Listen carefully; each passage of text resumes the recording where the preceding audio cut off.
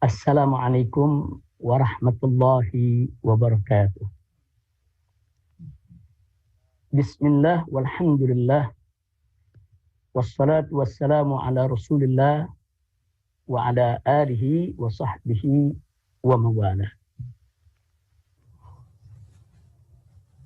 Pertama-tama saya ingin menyampaikan terima kasih dan ungkapan rasa kebahagiaan dengan digelarnya reuni 212 pada pagi hari yang cerah ini, dan semoga segenap panitia penyelenggara, begitu juga semua narasumber, seluruh undangan akan senantiasa mendapatkan limpahan taufik dan hidayah dari Allah Subhanahu wa Ta'ala, dan semoga pertemuan kita pada pagi hari yang cerah ini, walaupun lewat virtual, webinar, daring, insya Allah tidak kurang sedikit pun keberkahan dan manfaatnya. Amin ya rabbal alamin. Dan di awal ini juga saya ingin mengajak semua untuk sama-sama kita mohon kepada Allah Subhanahu wa Ta'ala dengan tulus dan ikhlas serta penuh pengharapan agar wabah corona baik di Indonesia bahkan di seluruh dunia segera diangkat oleh Allah Subhanahu wa Ta'ala. Diberikan oleh Allah Subhanahu wa Ta'ala nikmat sehat walafiat kepada seluruh umat manusia yang ada di atas muka bumi ini, karena pandemi ini menimpa semua orang.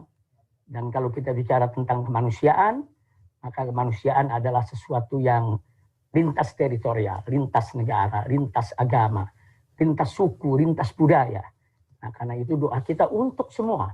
Semoga wabah corona ini segera diangkat oleh Allah Subhanahu wa Ta'ala. Amin ya rabbal alamin.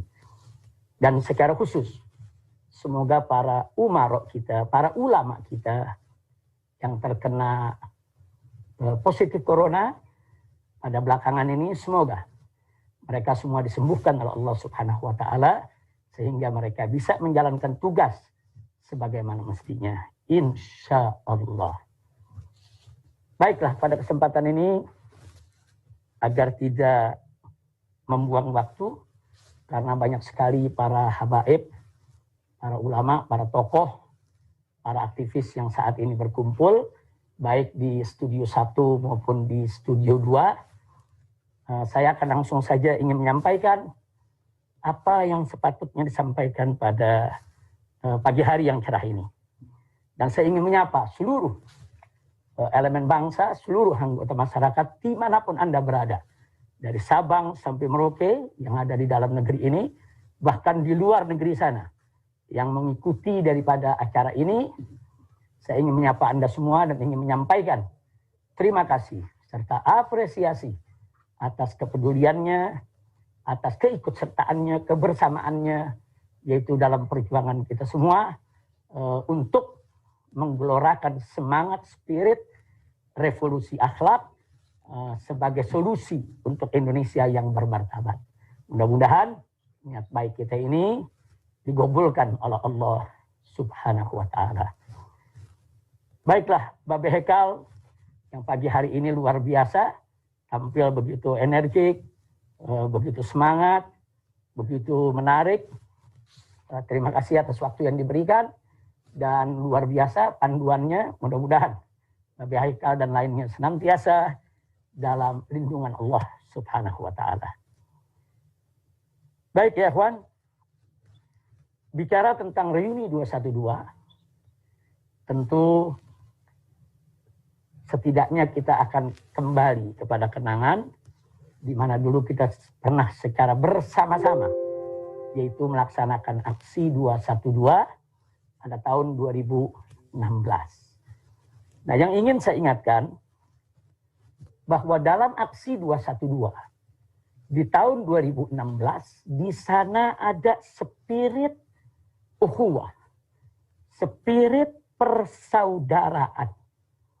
Nah, persaudaraan yang saya maksud di sini adalah baik itu persaudaraan dalam istilah ukhuwah basyariyah, ukhuwah insaniyah, yaitu persaudaraan kemanusiaan. Karena sebagaimana yang Nabi alaihi salatu wassalam pernah mengatakan, kullukum min Adam wa Adam min turab.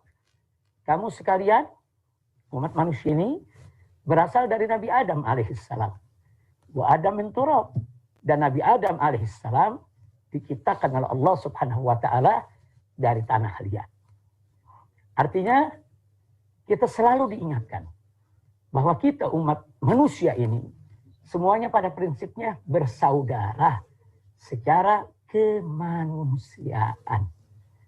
Nah, kita bersaudara secara kemanusiaan karena memang kita semua berasal dari Nabi Adam alaihissalam. Dan Nabi ingatkan Nabi Adam itu diciptakan Allah dari turab, dari tanah. Artinya di antara sesama umat manusia ini kita harus tanggalkan pakaian kesombongan, keangkuhan, ketakaburan. Karena kita semua berasal dari Nabi Adam yang satu, dan kita semua berasal dari tanah liat, dan kita harus menyadari bahwa kita tidak akan pernah mulia kecuali kalau kita bertakwa kepada Allah subhanahu wa ta'ala. Nah, berkenaan dengan ini ada yang menarik. Sebagaimana Allah firmankan dalam surat Al-Hujurat ayat 13. Wallahu subhanahu wa ta'ala qala, ya ayuhan nas, inna khalaqnakum min dzakarin wa untha wa ja'alnakum syu'uban wa qabaila lita'arafu. Inna akramakum indallahi atqakum, innallaha alimun khabir. Shadaqallahul azim. Dalam ayat ini yang diserukan oleh Allah bukan ya ayyuhalladzina amanu, hai orang-orang yang beriman. Tapi yang diserukan oleh Allah adalah ya ayyuhan nas, hai umat manusia.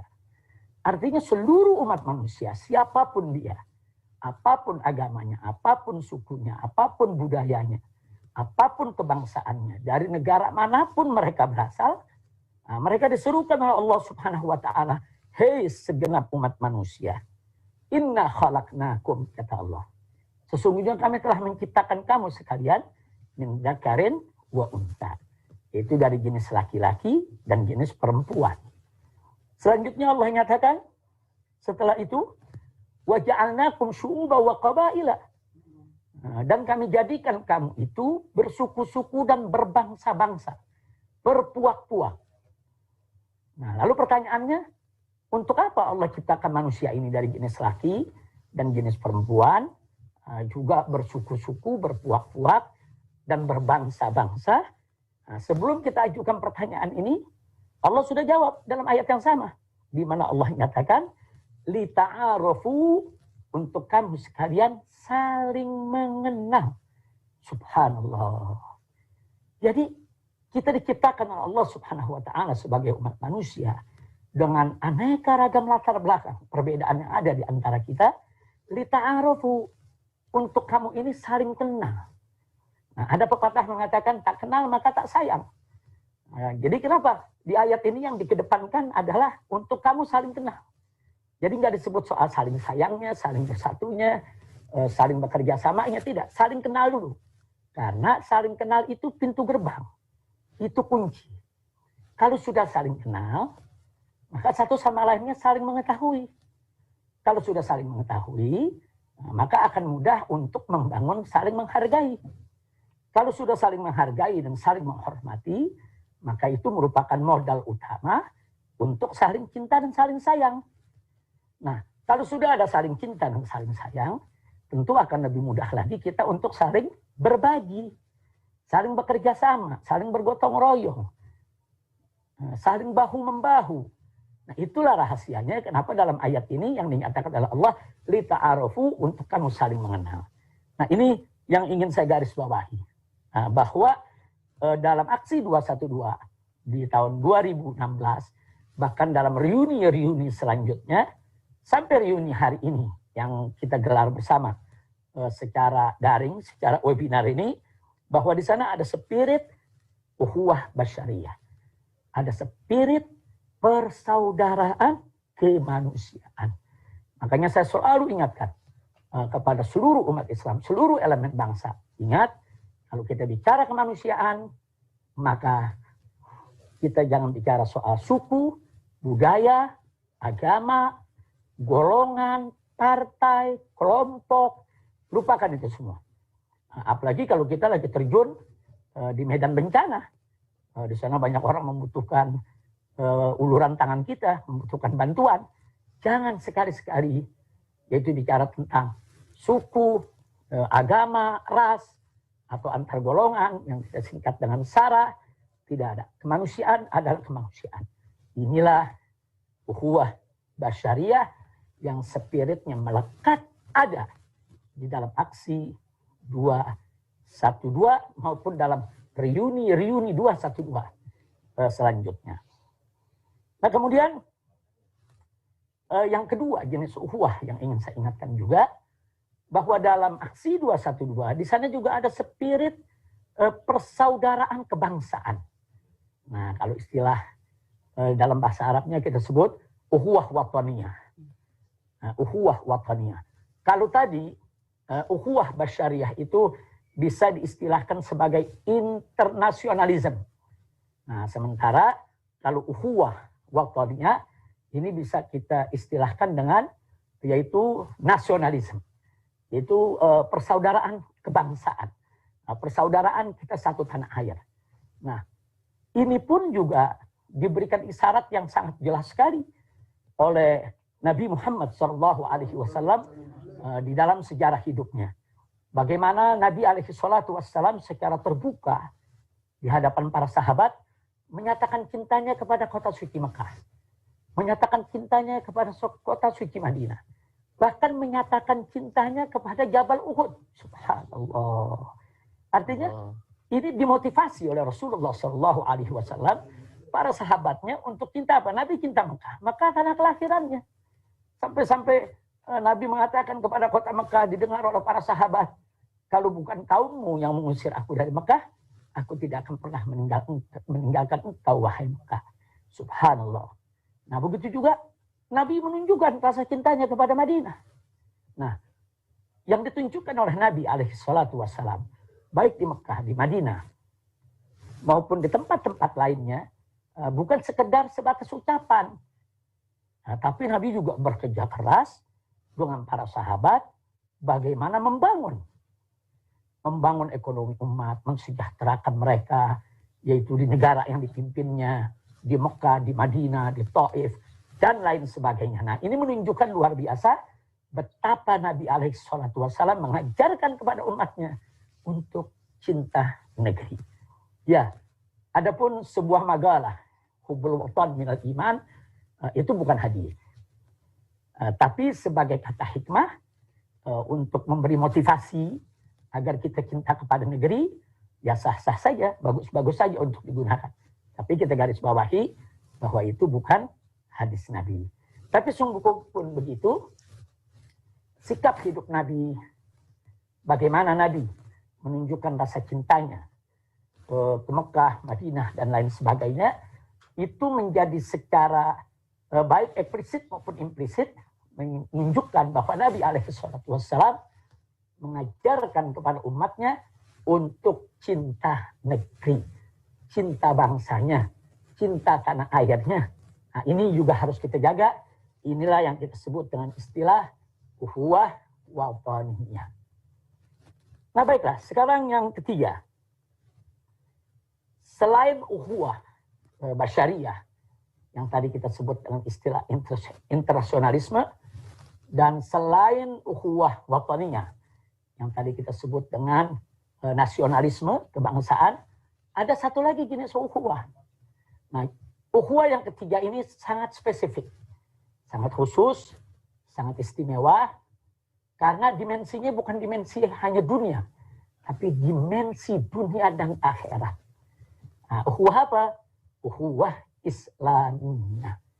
Jadi ukhuwah Islamiyah ini adalah satu persaudaraan yang diikat dengan akidah, diikat dengan syariat, diikat dengan keagamaan.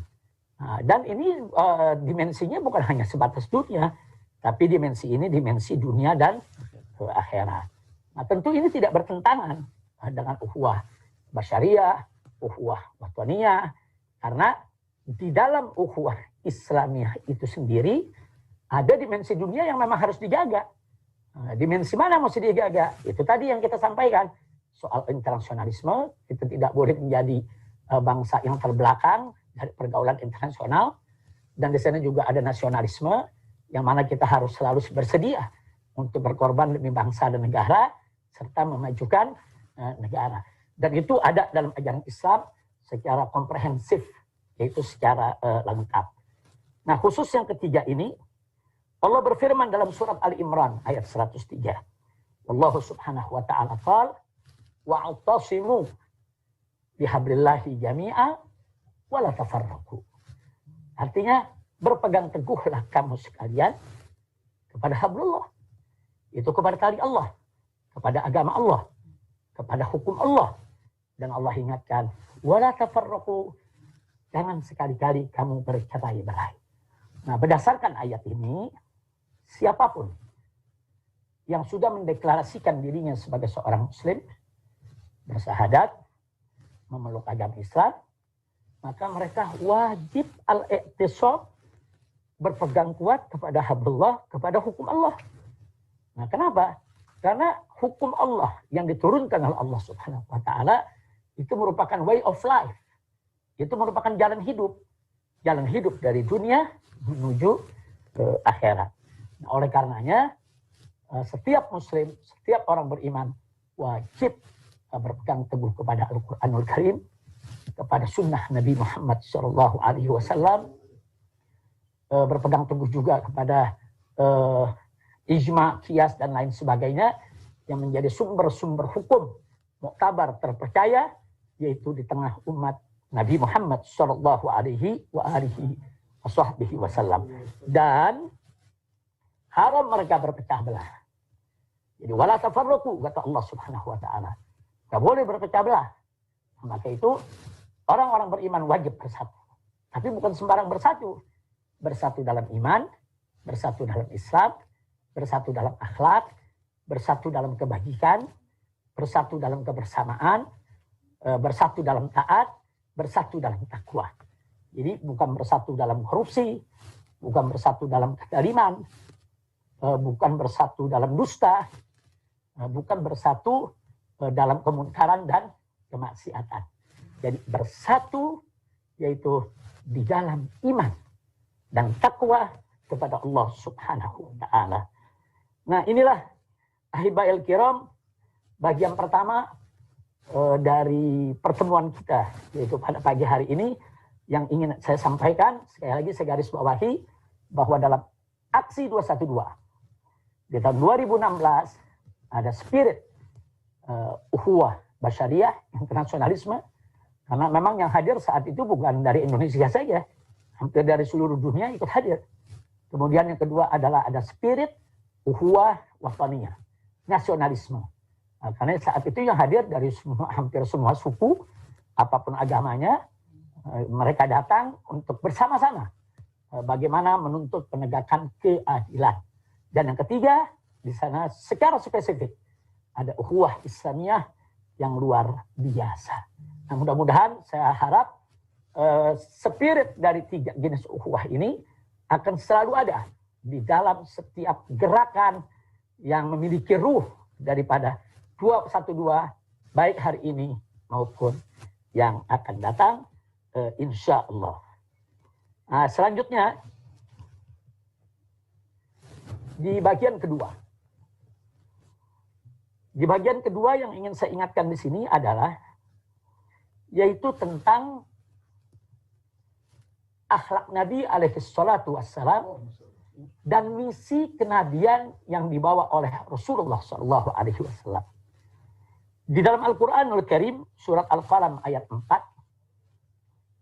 Allah Subhanahu wa ta'ala yang maha tahu tentang segala sesuatu memberikan kesaksian ilahi yang amat suci dan maha tinggi tentang akhlak Nabi. Di mana Allah Subhanahu wa ta'ala menyatakan kepada Nabi alaihi salatu wassalam, wa innaka la'ala khuluqin azim. Sesungguhnya engkau, wahai Nabi, wahai Rasul, wahai Muhammad sallallahu alaihi wasallam, la'ala khuluqin azim, berbudi pekerti yang sangat agung. Nah, ini bukan sembarang kesaksian. Ini kesaksiannya datang dari satu zat yang maha tahu tentang apa yang dilakukan oleh Nabi di depan umatnya, apa yang dilakukan oleh Nabi di belakang umatnya, bahkan apa yang terlintas di benak Nabi alaihi salatu wassalam. Nah, zat yang maha tahu itulah Allah subhanahu wa ta'ala yang memberikan kesaksian yang maha tinggi bahwa Nabi memiliki akhlak yang sangat azim. Subhanallah. Subhanallah. Nah, jadi artinya di sini bahwa memang Nabi diutus oleh Allah subhanahu wa ta'ala sebagai seorang manusia yang bukan sembarang manusia, tapi manusia yang memiliki akhlak yang sedemikian sempurna, bahkan paripurna. Sampai-sampai para ulama pernah menyatakan saking sempurnanya akhlak Nabi alaihi salatu wassalam, tidak cukup kita bicara hanya dalam suatu diskusi 1 jam, bahkan sehari, bahkan seminggu, bahkan 1 tahun sekalipun, bahkan seumur hidup kita sekalipun ingin membahas secara sempurna daripada kemuliaan akhlak Nabi, saking sempurnanya tidak akan pernah tuntas. Jadi ini betul-betul samudra akhlak. Nah, samudra akhlak, lautan akhlak yang begitu luas yang dibawa oleh Nabi alaihi salatu wassalam. Nah, oleh karenanya yang ingin saya garis bawahi, Nabi yang diciptakan oleh Allah dengan akhlak yang begitu sempurna itu sudah sangat tepat sesuai dengan misi kenabian yang dibawa oleh beliau.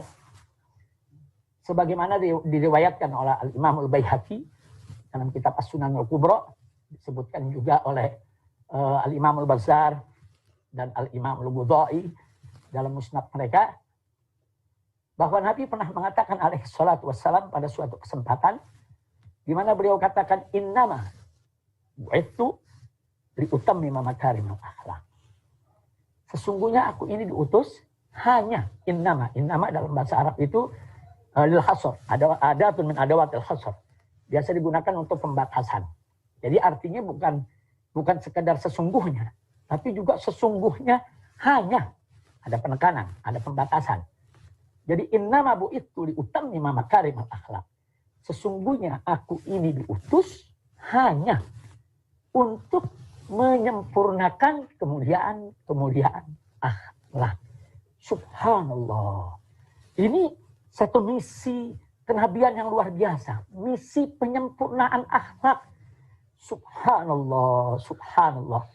Jadi berdasarkan hadis ini, apapun yang diajarkan oleh Nabi alaihi salatu wassalam kepada umatnya, baik itu yang berkenaan dengan ibadat, ataupun juga yang berkenaan dengan muamalat, itu semua tujuannya adalah untuk penyempurnaan akhlak. Nah, dengan kata lain, kenapa kita sholat 5 waktu sehari semalam? Supaya akhlak kita mulia. Kenapa kita puasa setiap bulan Ramadan? Supaya akhlak kita mulia. Kenapa kita mesti bayar zakat? Nah, diberikan kepada yang berhak. Supaya akhlak kita mulia. Nah, kenapa kita tidak boleh berzina, menenggak minuman keras, tidak boleh berjudi, tidak boleh menipu, tidak boleh korupsi, dan lain sebagainya dari sejenis kemungkaran. Supaya akhlak kita mulia. Subhanallah. Jadi memang Islam ini agama akhlak. Nah, karena misi kenabiannya adalah penyempurnaan akhlak. Dan Nabi yang membawa misi untuk penyempurnaan akhlak tadi ternyata manusia yang akhlaknya sangat agung. Nah inilah sekedar kita perlu mengenal tentang misi akhlak yang dibawa oleh Nabi alaihi salatu wassalam. Makanya kalau kita harus jujur, dan memang wajib jujur, kalau kita ingin katakan sekarang tentang revolusi akhlak, sebetulnya bapak revolusi akhlak dunia,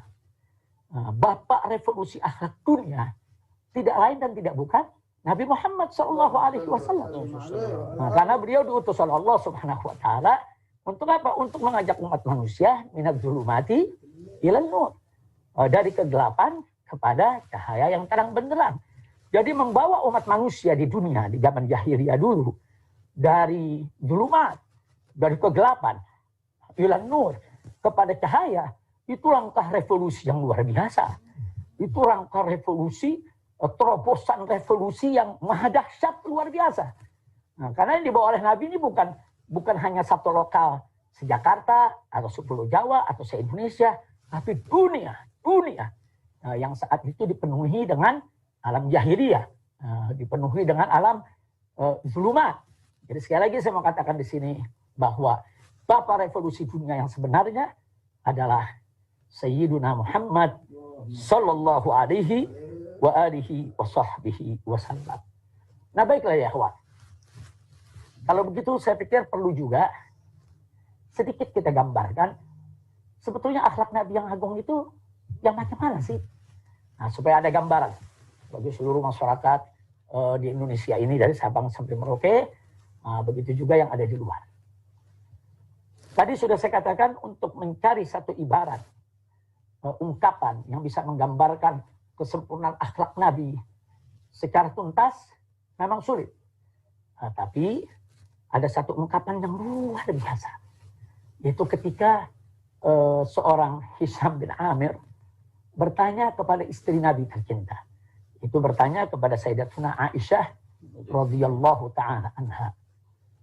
Beliau bertanya kepada Sayyidatuna Aisyah, "Ya Ummul Mukminin, wahai Ummul Mukminin, kaifa kana khuluqun Nabi sallallahu alaihi wasallam?" Sebetulnya bagaimana sih akhlak Nabi? Satu pertanyaan yang sederhana tapi mendalam. Satu pertanyaan yang kelihatannya sangat-sangat sederhana, simpel. Tapi isinya ini begitu mendalam dan jawabannya ini memang ditunggu oleh umat. Nah, lalu apa dijawab oleh Siti Aisyah?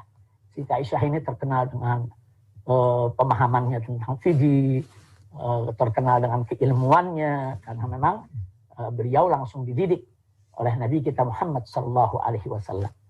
Nah, Sayyidatuna Aisyah berhasil menjawab dengan satu ungkapan yang singkat tapi padat, yang ringkas tapi jelas.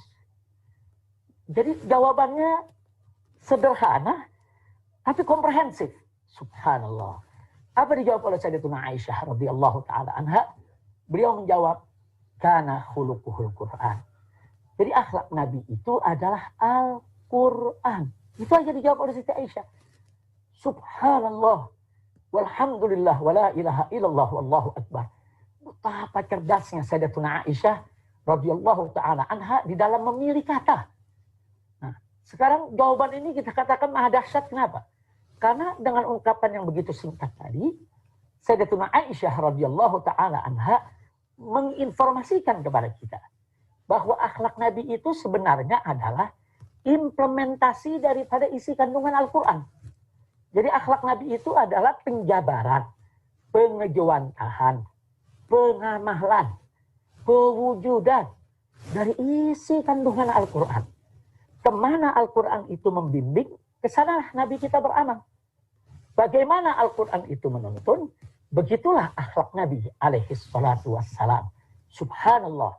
Jadi siapa yang mau tahu akhlak Nabi, ya baca Al-Quran. Pahami Al-Quran, pelajari Al-Quran, amalkan isi kandungan Al-Quranul Karim. Nah sekarang mari kita lihat. Al-Quranul Karim mewajibkan sholat, puasa, zakat, dan aneka ragam kewajiban.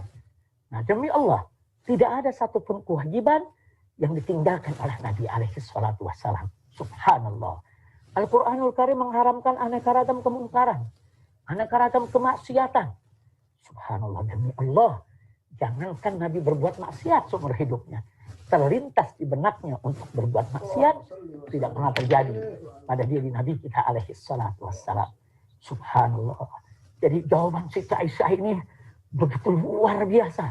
Menunjukkan kecerdasan beliau yang begitu tinggi. Dan sekaligus beliau berhasil, sukses memilih satu ungkapan yang cukup secara umum mewakili kita semua umat Islam dalam upaya mengetahui bagaimana kesempurnaan akhlak Nabi alaihi salatu wassalam. Nah karena itu saya ingin mengajak semua, siapa yang ingin tahu akhlak Nabi, berpegang teguhlah kepada Al-Quran dan As-Sunnah. Melalui Al-Quranul Karim, bagaimana tuntunannya, itulah akhlak Nabi. Nah, lalu bagaimana pengajuan tahannya dalam ibadat muamalat sehari-hari? Kita buka hadis Nabi alaihi salatu wassalam, karena hadis itu adalah penjelas daripada isi kandungan Al-Quranul Karim. Nah itu yang ingin saya ingatkan. Pertama berkenaan dengan persoalan akhlak Nabi dan misi kenabian. Itu bagian kedua yang ingin saya ingatkan dalam kesempatan ini. Jadi tadi bagian pertama adalah bagaimana aksi 212 ada spirit uhuwah syariah, uhuwah watoniyah, uhuwah islamiyah. Di bagian kedua yaitu tentang akhlak Nabi Shallallahu Alaihi Wasallam dan misi kenabian. Nah sekarang kita masuk ke bagian ketiga. Bagian ketiga, saya ingin ingatkan ya, di bagian ketiga ini bahwa spirit akhlak yang diajarkan oleh Nabi alaihi salatu wassalam ternyata ini yang harus kita syukuri. Ternyata spirit akhlak itu masuk ke dalam sendi-sendi dasar negara Republik Indonesia yang kita kenal dengan nama Pancasila. Nah, ternyata Pancasila itu kalau kita pelajari dari sila pertama sampai sila yang kelima, isinya itu justru merupakan spirit akhlak. Nah kita lihat, spirit akhlak yang pertama bicara tentang sila pertama, ketuhanan yang Maha Esa.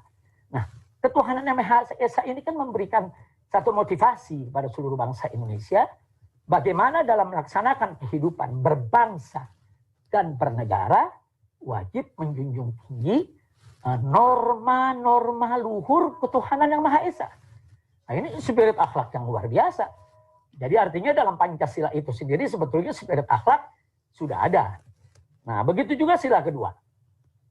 Kalau kita lihat sila kedua, kemanusiaan yang adil dan beradab. Ini bicara tentang kemanusiaan, adil, adab. Ini nilai akhlak yang luar biasa tingginya, yang selama ini memang wajib kita junjung tinggi.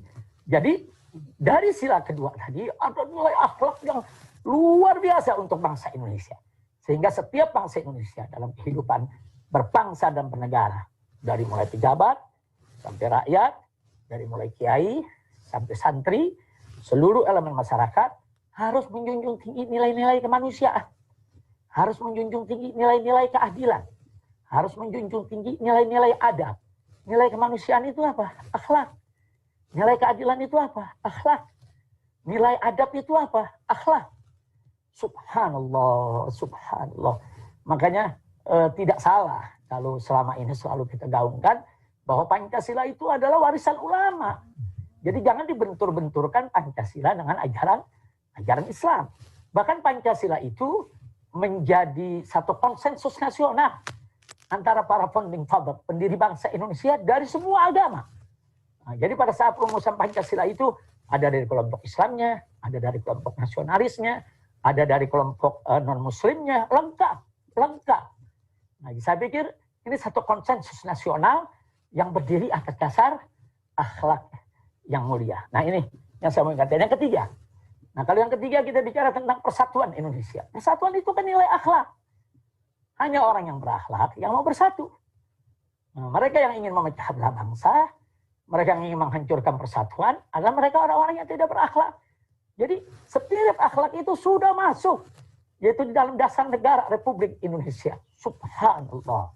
Nah, sekarang yang keempat, kita perhatikan di sini, kerakyatan yang dipimpin oleh hikmat, kebijaksanaan dalam permusyawaratan perwakilan. Subhanallah. Itu kata kerakyatan yang dipimpin. Itu kan menunjukkan bagaimana rakyat dituntun. Nah, untuk apa? Untuk tunduk patuh kepada pimpinan. Ini akhlak. Ini akhlak. Nah, kemudian kerakyatan yang dipimpin ini juga, kerakyatan yang dipimpin oleh hikmat kebijaksanaan. Kalau tadi rakyatnya dituntut untuk patuh taat kepada pemimpin sebagai satu bentuk akhlak yang mulia, pemimpinnya juga dituntut. Nah, dituntut apa? Hikmat bijaksana. Jadi akhlak itu adalah bagaimana seorang pemimpin memimpin dengan hikmat dan bijaksana. Kalau dia tidak hikmat, dia tidak bijak, maka dia tidak punya spirit akhlak. Nah, kemudian nggak sampai di situ. Kerakyatan yang dipimpin oleh hikmat dalam kebijaksanaan, permusyawaratan perwakilan. Subhanallah. Itu kata permusyawaratan. musyawarah mufakat itu salah satu inti ajaran Islam dalam bermuamalah, dalam kehidupan berbangsa dan bernegara. Nah, musyawarah mufakat itu justru salah satu intisari akhlak. Jadi siapa yang ingin menjadi pemimpin? Apakah itu pemimpin rumah tangga, pemimpin masyarakat, pemimpin bangsa, pemimpin negara, dia harus menjunjung tinggi musyawarah mufakat. Dan ternyata musyawarah mufakat itu merupakan ciri sekaligus jati diri bangsa Indonesia yang pernah dibangun oleh para founding father kita. Subhanallah. Jadi nilai akhlak, spirit akhlak itu memenuhi ruang-ruang Pancasila. Subhanallah.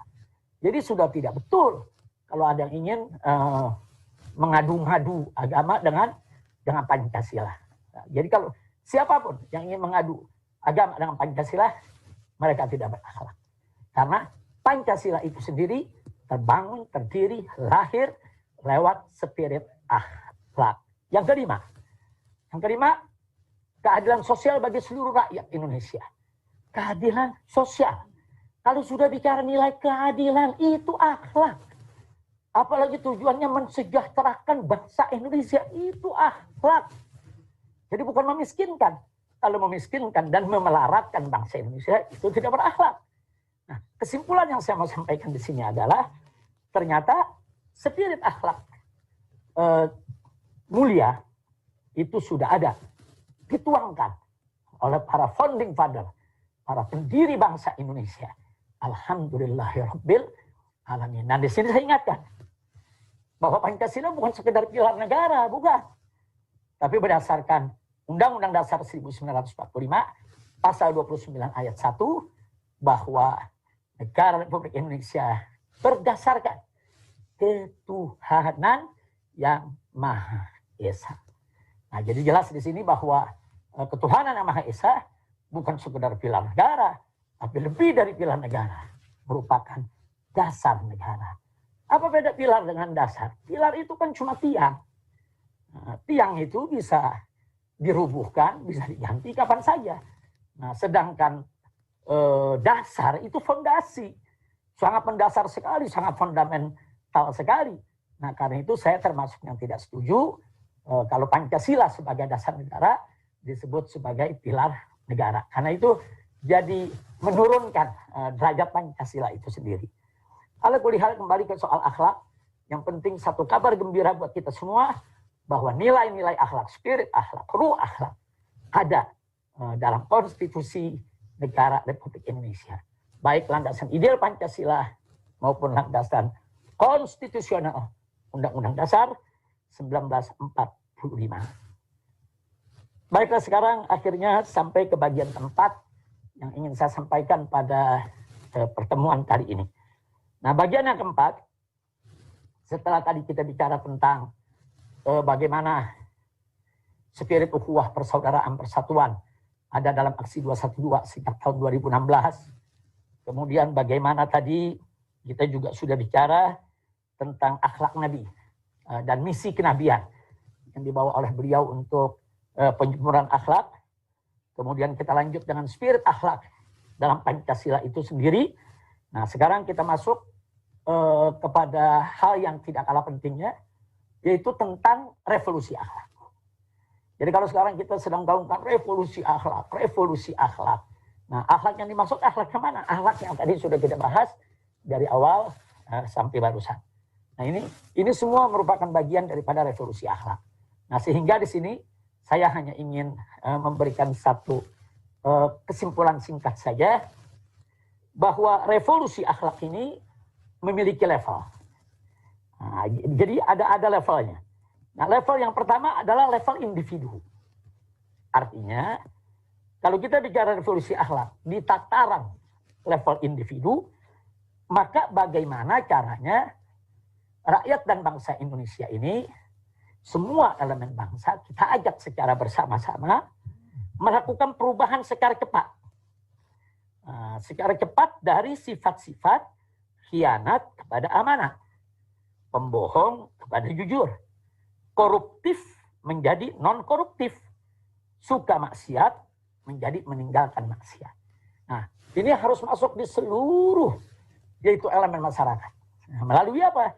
Melalui dakwah, melalui ajakan, melalui seruan, melalui nasihat, melalui diskusi-diskusi, melalui tulisan-tulisan, melalui rekaman-rekaman. Kita ajak semua dengan dakwah. Nah, bagaimana seluruh masyarakat Indonesia, individu-individu bangsa Indonesia, siapapun dia, yang menginginkan Indonesia bermartabat, yang menginginkan Indonesia berkah, ayo mari kita lakukan revolusi akhlak. Nah, ini di level individu. Nah, sekarang yang kedua di level sistem. Tentu ada level individu, ada level sistem. Nah, di level sistem ini kita harus melakukan revolusi akhlak dari sistem berbasis materialisme, sekularisme, ke sistem berbasis tauhid sesuai sila ke-1 Pancasila. Yaitu ketuhanan yang Maha Esa. Ini kan dasar negara. Ini dasar negara kita. Maka itu tidak layak dalam level sistem ini kita mengambil sistem di luar daripada ketuhanan yang Maha Esa. Nah, maka itu revolusi akhlak di level sistem. Bagaimana caranya kita secara bersama-sama menggandeng seluruh elemen bangsa tanpa pengecualian, kita hijrah dari sistem berbasis materialisme, sekularisme ke sistem berbasis tauhid, yaitu berbasis kepada sila pertama Pancasila, ketuhanan yang Maha Esa. Nah, itu yang pertama. Yang kedua, bagaimana revolusi akhlak dalam level sistem ini kita juga harus serius, fokus. Nah, yaitu melakukan suatu gerakan perubahan secepatnya, tidak bisa ditunda-tunda lagi, karena ini sudah merupakan satu kedaruratan dari penegakan hukum yang tidak beradab, penuh rekayasa, dan penyiksaan, serta tajam ke pihak yang kritis, tumpul kepada buzzer pendukung kepada sistem hukum, dan penegakan hukum yang berdasar kemanusiaan yang adil dan beradab sesuai amanat sila kedua. Nah, jadi artinya penegakan hukum yang adil. Nah, jadi tidak ada satupun orang yang kebal hukum di negeri kita. Jadi semua harus diperlakukan dengan adil. Siapa bersalah, siapa melanggar hukum, diproses secara hukum. Jadi jangan ada penegakan hukum itu ibarat pisau yang tajam ke bawah, tumpul ke atas. Nggak boleh. Karena diskriminasi hukum itu sangat berbahaya sekali. Itu bagi keberlangsungan bangsa Indonesia. Nah, jadi sekali lagi, ayo kita hijrah. Bagaimana penegakan hukum dari yang tidak beradab menjadi yang berkeadilan. Nah, jadi sesuai dengan amanat sila kedua dalam Pancasila, kemanusiaan yang adil dan beradab. Kemanusiaan yang adil. Kemanusiaan yang adil dan beradab itu harus menjadi dasar dalam penegakan hukum di negara Indonesia yang sudah dinyatakan oleh Undang-Undang Dasar 1945 sebagai negara hukum. Ingat, Indonesia adalah negara hukum, bukan negara kekuasaan. Nah, kemudian yang ketiga. Yang ketiga, dalam level sistem ini, revolusi akhlak, kita juga harus bergerak secara cepat. Nah, perubahan yang tidak boleh ditunda lagi. Satu revolusi, satu perubahan yang cepat tapi dinamis. Cepat dan nggak boleh ditunda. Yaitu dari politik belah bambu dan adu domba kepada politik persatuan Indonesia. Nah, sesuai amanat sila ketiga dalam Pancasila, yaitu persatuan Indonesia. Jadi nggak boleh ada lagi politik adu domba. Oh, ini golongan saya, ini golongan Anda. Oh, ini golongan kritis. Kami tidak sukai. Oh, ini golongan asal Bapak senang. Oh, ini kami sukai. Nggak bisa. Oh, yang ini diangkat, yang ini ditendang, yang ini dirangkul, yang ini dipukul. Tidak boleh. Karena dalam satu sistem kepemimpinan, seorang pemimpin yang memiliki leadership yang kuat, dia harus ada di atas semua. Semua agama, semua golongan, semua suku, semua ras. Dia tidak boleh hanya menjadi milik satu golongan saja, satu kelompok saja. Maka dia akan kerdil. Dan itu berbahaya, bisa mengantarkan kepada perpecahan. Nah, itu yang kita ingin ingatkan. Ini perlu revolusi, semua ini perlu revolusi. Jadi ini sudah menjadi rahasia umum di mana-mana. Kita bisa lihat penegakan hukum yang tidak adil, adu domba, pecah belah, dan ini harus dihentikan karena ini merupakan sumber kegaduhan. Nah, yang keempat adalah bagaimana kita juga perlu punya itikat baik, keseriusan, dan kerja keras. Juga dibutuhkan kecepatan, itu di dalam bertindak, itu yang disebut sebagai revolusi, yaitu kita hijrah dari sistem politik liberal ke sistem politik musyawarah mufakat, sistem politik perwakilan. Nah, sesuai amanat sila keempat dalam Pancasila, kerakyatan yang dipimpin oleh hikmat kebijaksanaan dalam permusyawaratan perwakilan. Ini kan sistem politik kita. Nah, sistem politik yang sudah dibangun oleh para founding father ini nggak boleh diganti menjadi sistem neolib, menjadi sistem liberal, menjadi sistem yang otoriter atau menjadi sistem yang diktator. Tidak boleh, karena itu bisa menghancurkan tatanan demokrasi Negara Kesatuan Republik Indonesia. Jadi para founding father kita itu luar biasa. Mereka orang-orang cerdas, negarawan. Mereka punya pemikiran begitu panjang ke depan untuk kebaikan bangsa Indonesia. Jadi mereka sudah letakkan itu dasar-dasarnya. Apa dasar ekonominya, dasar politiknya. Bahkan pertama sekali mereka letakkan dasar agamanya. Ketuhanan yang Maha Esa. Yang kedua, kemanusiaan yang adil dan beradab. Ini kan dasar penegakan hukum. Nah, yang ketiga, persatuan Indonesia. Itu kan dasar luar biasa untuk mencegah disintegrasi bangsa. Dan yang keempat yang tidak kalah pentingnya, dasar musyawarah mufakat dengan sistem perwakilan. Nah, sebetulnya kita hanya tinggal melaksanakan saja. Enggak usah kita obok-obok ini Pancasila, apalagi diperas-peras. Mau dijadikan Ekasila, mau dijadikan Trisila.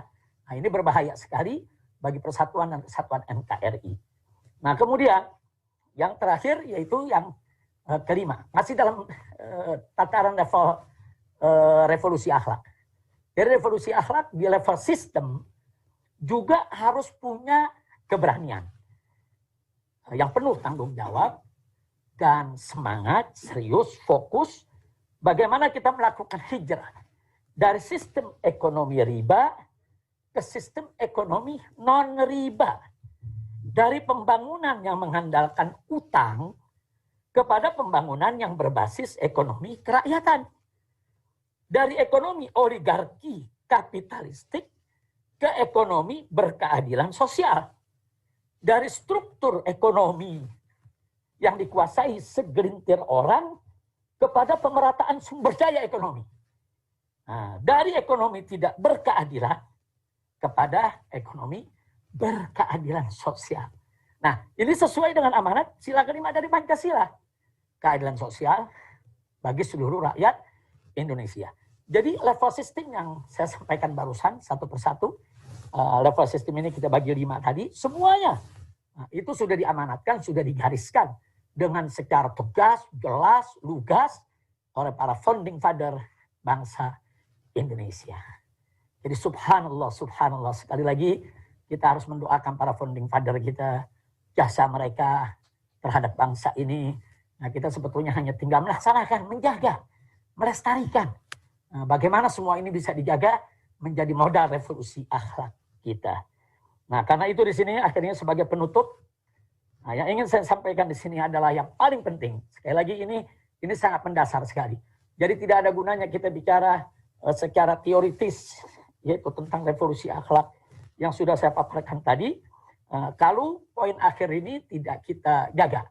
Yaitu bahwa revolusi akhlak ini mesti melibatkan semua komponen dan elemen masyarakat untuk menuju negeri yang baldatun thayyibatun wa rabbun ghafur. Jadi niatnya mesti ikhlas. Bukan cari kekuasaan, bukan cari jabatan, bukan cari harta benda, bukan. Niatnya mesti ikhlas, ikhlas, ikhlas. Yaitu mencari ridho Allah Subhanahu wa taala. Jadi semua komponen masyarakat, siapapun dia, bagian dari bangsa Indonesia ini harus dilibatkan. Nah, makanya untuk menuju ke arah ini, kita harus buka pintu dialog. Kita harus selalu membuka diri untuk bicara dengan pihak mana saja. Kita harus siap mengkritik dan kita juga harus siap dikritik. Nah, jadi jangan merasa diri paling suci sendiri, paling benar sendiri, tidak. Nggak ada yang maksum di antara kita. Nah, kecuali Nabi alaihi salatu wassalam. Kita ini ada kesalahan, ada kelalaian. Kita saling koreksi, kita saling informasi dan kita saling koreksi.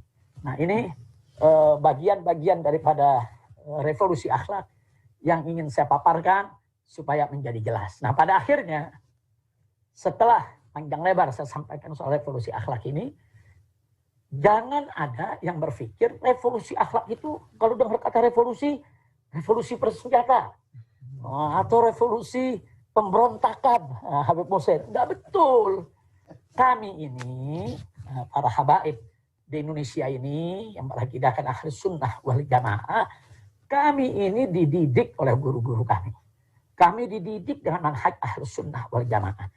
Kami tidak boleh melakukan pemberontakan terhadap pemerintahan yang sah.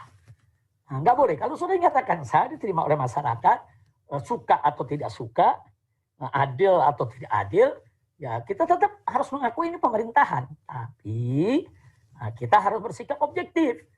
Apa-apa kebijakan yang dikeluarkannya yang bagus, yang baik, harus kita apresiasi. Kita terima, kita jalankan bersama.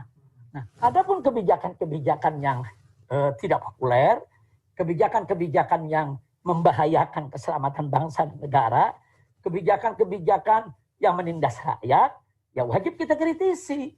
Nah, mengkritik pemerintahan yang sah itu bukan makar. Mengkritik pemerintahan yang sah, itu bukan pemberontakan. Nah, ini yang perlu saya jelaskan. Jadi nggak betul. Jadi nggak ada itu niatan. Kita ini Ahlus Sunnah wal Jamaah. Kita di negeri Indonesia ini saat ini merupakan darul dakwah, negeri dakwah.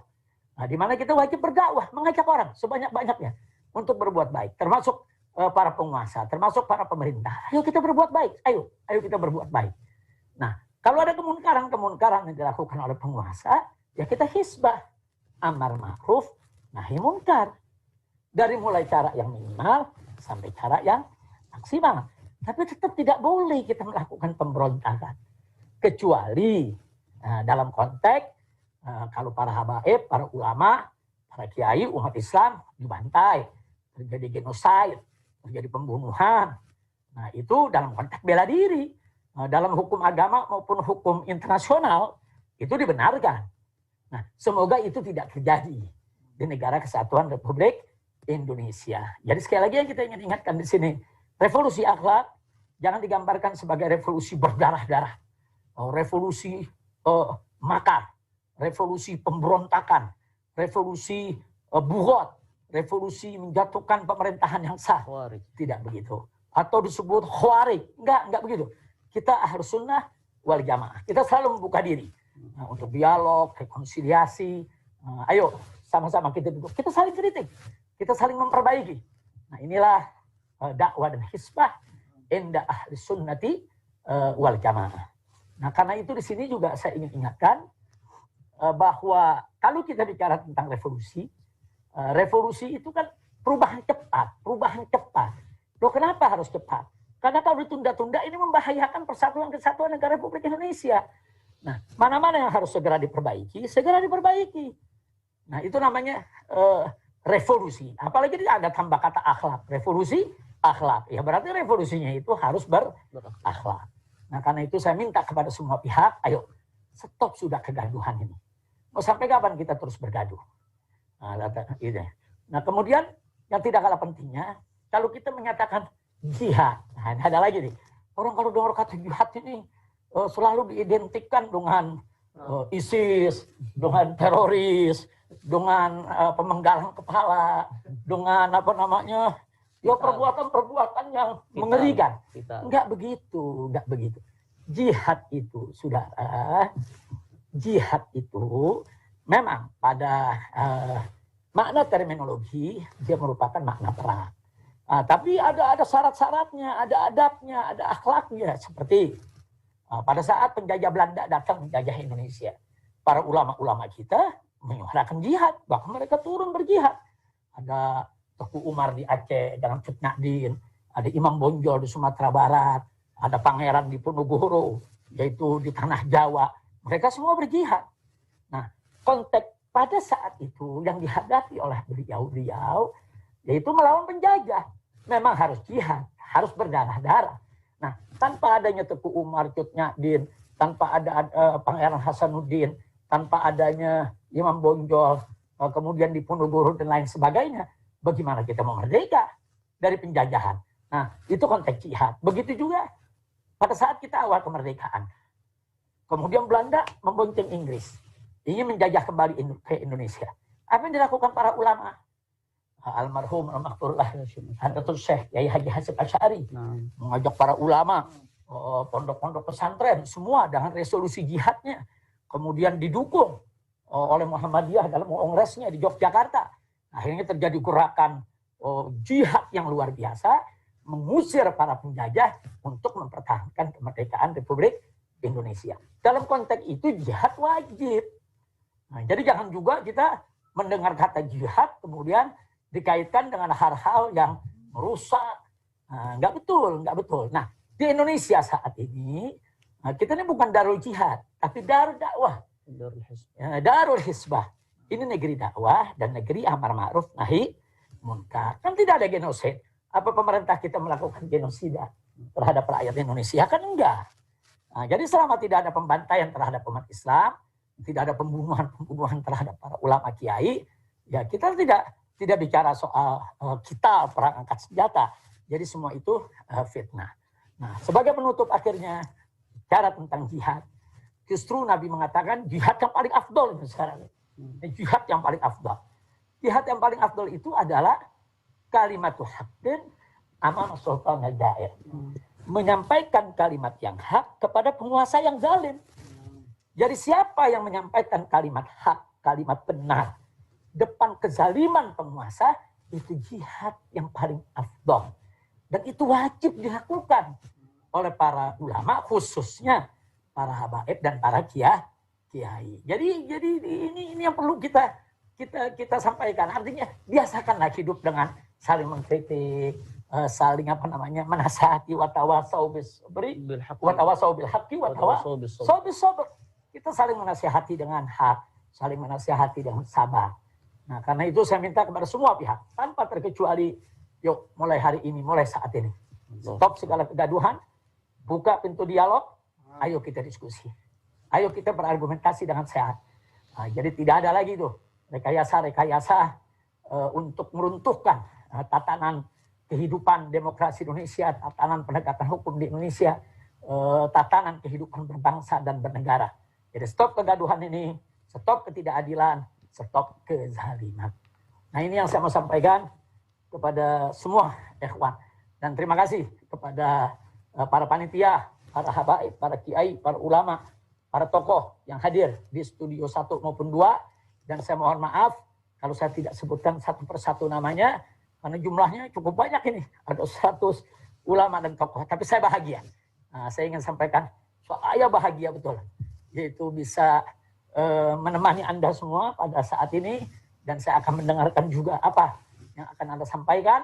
Ini satu kebahagiaan dan kehormatan tersendiri bagi saya. Nah, sebelum saya akhiri, saya juga ingin minta maaf, yaitu kepada seluruh tokoh, ulama, kalau sampai hari ini saya belum bisa bersilaturahim untuk keliling, menemui, menjumpai para tokoh, karena memang saya masih dalam observasi untuk menjaga daripada kesehatan saya dan keluarga atas saran tim medis. Gitu. Jadi menurut tim medis, pada saat kita menghadapi penumpukan manusia, baik di bandara, di Petamburan, di Tebet, di Megamendung, kita sudah berkali-kali menyampaikan jaga protokol kesehatan. Tapi gimana ya, antusias umat ini, subhanallah, sampai ribuan laskar nggak mampu mencegah. Padahal ribuan laskar sudah disiapkan. Akhirnya mereka yang bersalaman, mereka yang berusaha untuk meluk dan lain sebagainya.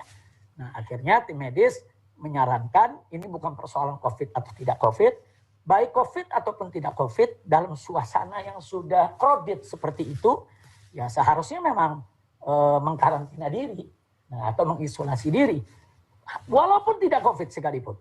Nah, tetap untuk pemulihan, untuk menjaga. Nah, kemudian atas saran mereka juga nanti secara berkala ya diperiksa. Diperiksa dengan rapid test, diperiksa dengan swab antigen, diperiksa juga dengan swab PCR, dan lain sebagainya. Jadi saya serahkan kepada tim medis. Jadi silakan diperiksa sebaik-baiknya dan seterusnya. Maka itu saya minta maaf kepada para alim ulama, para kiai yang datang ke rumah saya. Kita di sini juga memperlakukan protokol kesehatan yang sangat ketat. Nah, jadi di pintu gerbang itu kita sediakan ada rapid test, ada swab antigen. Jadi kalau ada tamu-tamu siapapun dia tanpa terkecuali, kita periksa dengan rapid test atau kita periksa dengan swab antigen yang hasilnya kan lebih cepat. Nah, kalau memang mereka negatif, ya kita persilakan masuk.